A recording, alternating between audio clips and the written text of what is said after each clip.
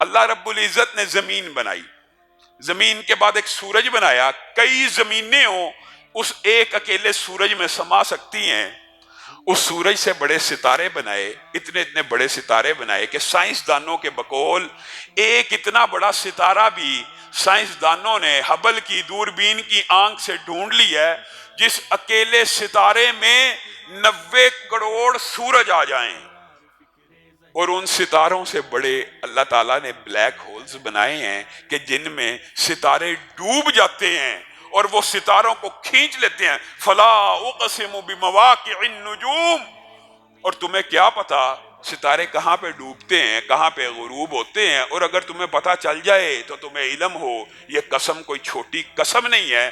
آج سائنسدانوں نے صرف بلیک ہول کی جزیات کو کچھ سمجھا، اللہ تعالیٰ نے ایک عرصہ قبل ان ستاروں کے غروب ہونے کی جگہوں کی بھی قسمیں کھا کھا کے تمہیں اپنی قدرت کا، اپنی طاقت کا، اپنی کبریائی کا کچھ نہ کچھ اندازہ دیا۔ ان بلیک ہولز اور لاکھوں کروڑوں اربوں گنتی میں نہ آنے والے ستاروں کے مابین جو فاصلے ہیں وہ میلوں اور کلومیٹروں میں نہیں ناپے جاتے، وہ روشنی کی رفتار سے ناپے جاتے ہیں۔ ایک سیکنڈ میں روشنی 3 لاکھ کلومیٹر کے حساب سے سفر کرتی ہے، اور اس پیمانے کو مانا جاتا ہے، اور انسانی آنکھ نے کیا دیکھ لیا ہے کہ ایک ستارہ ایسا بھی ہے جو 13 ارب سال پہلے سے روشنی دے رہا ہے، جس کی روشنی 13 ارب سال پرانی ہے۔ ان ستاروں کے اوپر اللہ رب العزت نے پتہ نہیں کہاں اپنا آسمان پہلا لگایا ہوا، اس کے اوپر دوسرا، تیسرا، چوتھا، پانچواں، چھٹا، ساتواں۔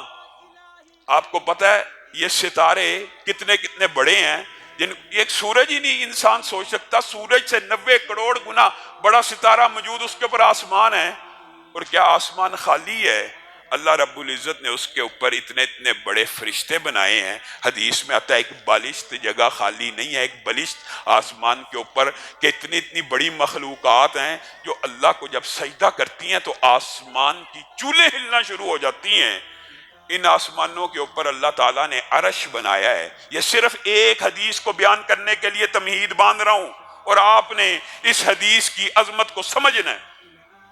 اس عرش کو 8 فرشتوں نے اٹھایا ہوا ہے، ان میں سے ایک فرشتے کی قد و قامت اللہ تعالیٰ نے ہمیں بتلا دی، اور آج سائنس کا طالب علم یہ بات سمجھ سکتا ہے کہ یہ صرف اشارہ ہی ہے، کیونکہ یہ زمین اور ستاروں کے مابین light years, lakh lakh light year کی تو صرف ہماری ملکی وے ہے، صرف ایک کہکشاں، ایک یونیورس جس کو آپ کہہ سکتے ہیں، اس طرح کی ہزاروں ہیں، کتنی ہیں، اور تمہیں کیا پتا؟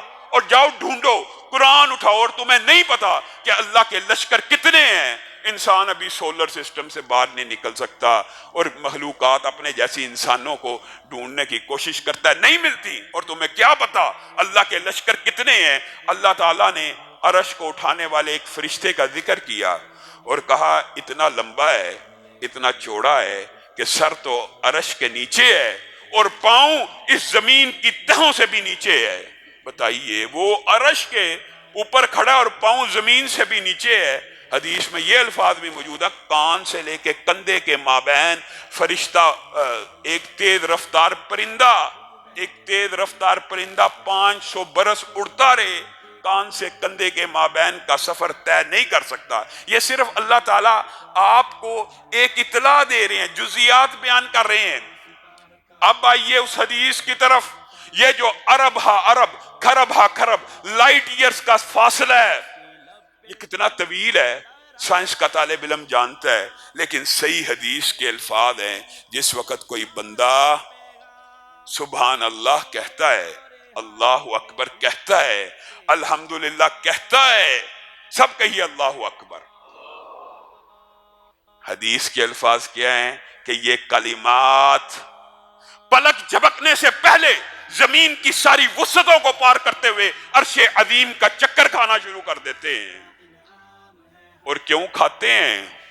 اس لیے چکر کاٹتے ہیں، ان کی آواز شہد کی مکھیوں کی بنبناہٹ جیسی ہوتی ہے۔ یہ عرش کے ارد گرد کیوں گھوم رہے ہیں؟ یہ اس لیے گھوم رہے ہیں، سبحان اللہ کو وہ بھی عرش کے ارد گرد، اللہ اکبر کو وہ بھی عرش کے ارد گرد، کوئی بھی ذکر کیا عرش تک جا پہنچا، 1 سیکنڈ سے پہلے پہلے آسمان کے دروازے کھل گئے، عرش پہ جا پہنچا، اور مکھیوں کی بنبناہٹ جیسی آواز ہے۔ کیا کہتی ہے یہ بنبناہٹ؟ حدیث میں یہ بھی واضح ہے، اس کی آواز اللہ نے اس لیے رکھی ہے کہ یہ اللہ کو یاد کراتی ہے اللہ فلاں بندے نے سبحان اللہ کہا ہے، اس کو معاف کر دے، فلاں بندے نے اللہ اکبر کہا ہے، اللہ بھی انتظام کر رہا ہے۔ اور قربان جائیں میرے بھائیو، یہ ہے زندہ اور مردے کا بھی فرق۔ آپ نے قرآن پاک کی وہ آیتوں کو بھی سنا ہوگا کہ جب موت آتی ہے تو روح کو کہاں لے کے جایا جاتا ہے؟ آسمان کی طرف، اور کچھ لوگوں کے لیے کھل جاتا ہے دروازہ اور کچھ لوگوں کے لیے بند ہو جاتا ہے۔ جن کے لیے کھلتا ہے وہ کون لوگ ہیں؟